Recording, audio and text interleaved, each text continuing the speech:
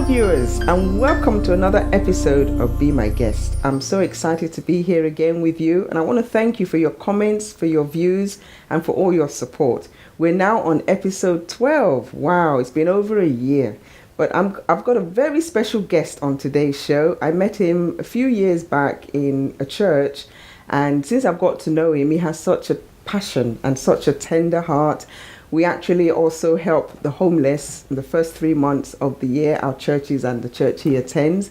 But there's so much more I got to know about him, but I'm not going to take your time so we can hear from him himself. So I'm just going to go ahead and introduce my guest, who is John Atkins. Hello, John. Hi, Joyce. Hi. It's such a pleasure to have you on today's show. It's a pleasure to be here. I have been trying to get hold of you. You're a busy man. You have, But here you are. You are. Now, I was discussing with you briefly a few weeks back on what you do, and you shared a few things with me. But so that our viewers know who you are, just tell us a little bit about yourself. Well, I was born in Kent. I come from Gillingham. Right. So I've got one sister who lives in Yorkshire. Okay. Married. I've got 4 boys.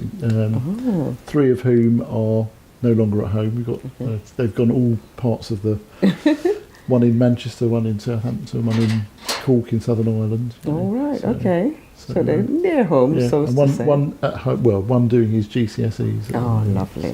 That's lovely. Excellent. So what about schooling? Did you school here? I schooled in Gillingham. I only went to a secondary school. Okay. But, stayed on till the lower 6th, and then I joined the police cadets. There was this Police, right? Yeah, that's Police cadets. Police How long were cadets. you with them? Well, that was a scheme they had back then. Yes. So you were sort of you joined when you were 17, and when you were 18 and a half, Right. if you were suitable, then you joined how they describe it, the regular police force. you know. Right. Yes. So I joined in the September, and then spent I suppose it was a year and 3 months in the police cadets, doing lots of exciting things. Okay, right. Working with people, working with people with learning disabilities. I spent a whole month in a place in Margate for the School for the Deaf, so we had to learn the sign language. So we learnt the sign language, learnt all about having a disability, which was really useful. Wow. So That's amazing. And were you there for a long time? Your work experience with the police? Well, yeah, it was just a year with them. 3 months, yeah. Okay. So what did you go on to do after? So then I joined the police, and I was in the police for 32 years. So. No kidding. Yeah. 32? Yeah. Well, you know what? We're going to have to come back to that aspect of your life so we can know a little bit more about the police force, etc. That's very good. So apart from the police, what else do you do? What's your main...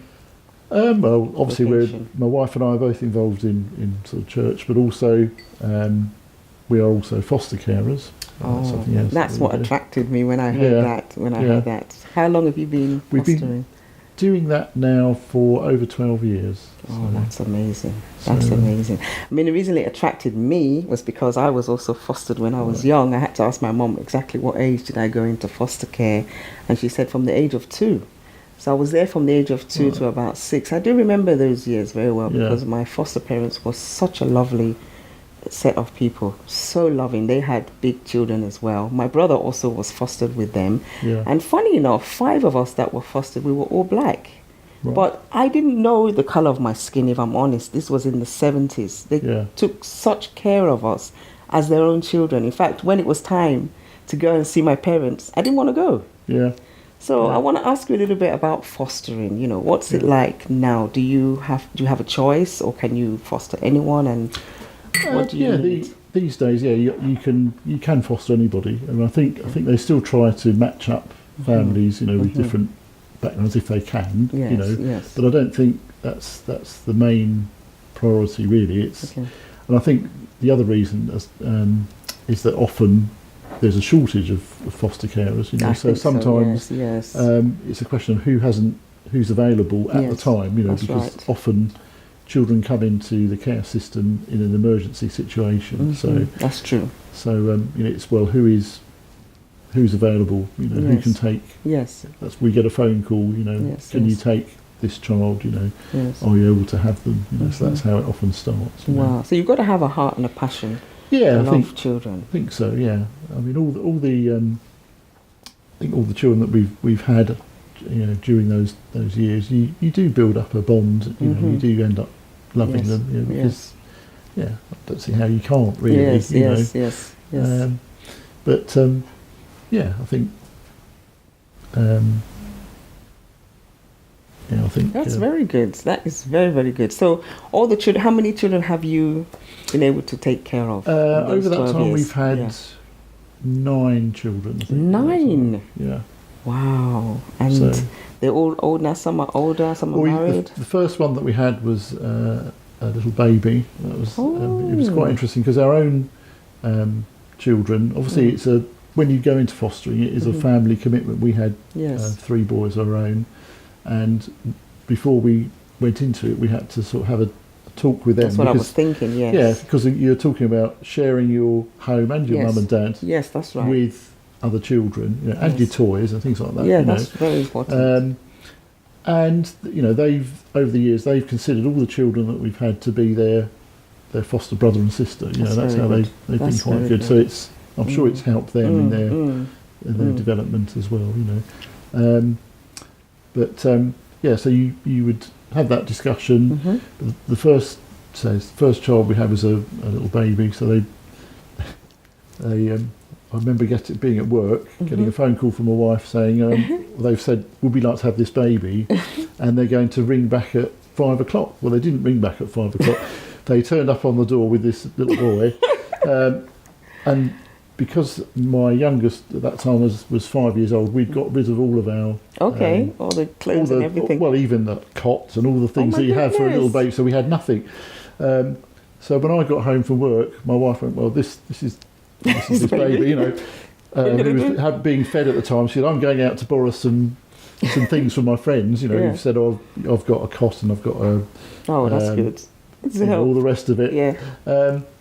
So I was left at home with my boys who were quite small at the time, so we're feeding them. So I thought, you remember it's coming back. So you winded. Then I think my older son said, Dad, I think he's done a poo. So I changed him.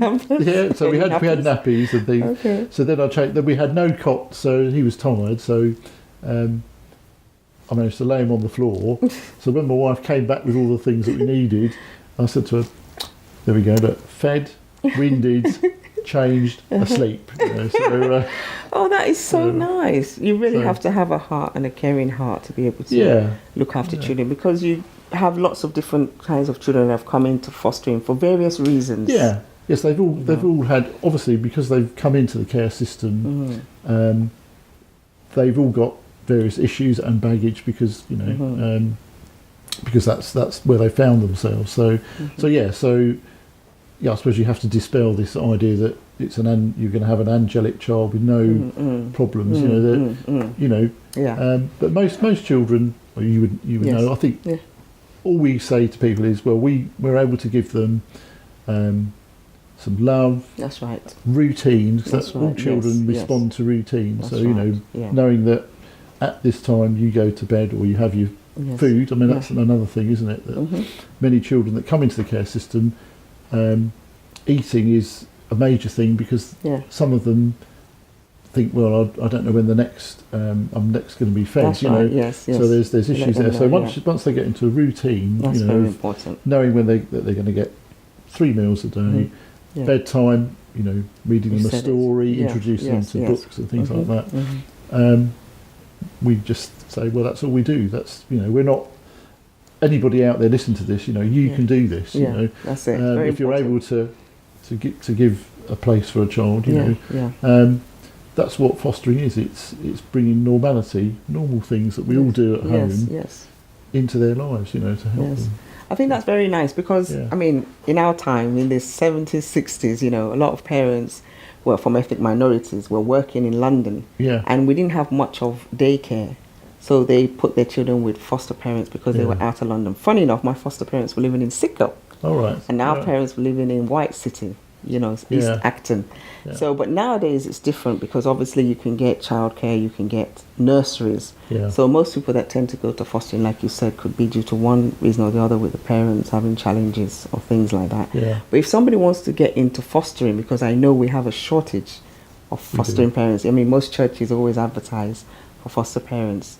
What do they need to do? I know we will put up the numbers of agencies and things. Yeah. What would they Well, need to do? we actually foster for Kent County Council, but whatever area you're in, if you're in a London borough, that would be your London borough would have fostering services. There are other agencies that you can foster for, but certainly within the church community, you can get into it. You can go on the link for Home for Good, which is a Christian charity, right?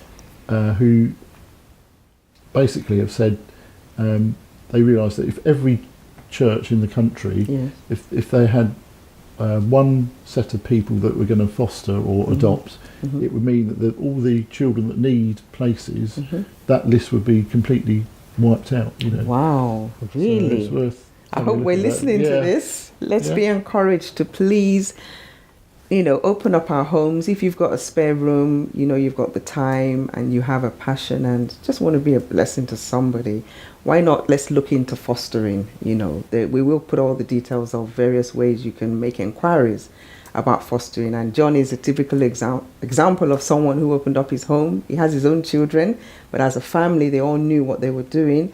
And I'm sure these children are still in contact with you. Quite a few, yeah. Yes. Although some not so because of the circumstances, but there are some that we see as a brother and sister that we see regularly, and it's really nice to see how they're getting on now. Since they've been adopted. So wow. Well, thank you so much. It's so important. And I'm so glad we've been able to talk about this because we know nowadays all the stories of so many people we thought we had entrusted children to who have unfortunately taken the children for granted. But I do hope that from now on, children will be taken into proper care and people will take very good care of them. As I said at the beginning of the show, you have such a tender heart, and I know you're also a street pastor. Yeah. So hearing that you've been in the police force doesn't surprise me, but we're going to have to pause here and maybe next interview we'll talk about your time at the police. But thank you so much for joining us today. And I want to believe the viewers have been very encouraged and inspired by this little interview we've had today. If you're interested in fostering or you know someone who could be a great foster parent, please look at all the details that we're putting on the program. But until next time, as I always say, be encouraged, be inspired, and just know it's going to be great. Your future is great.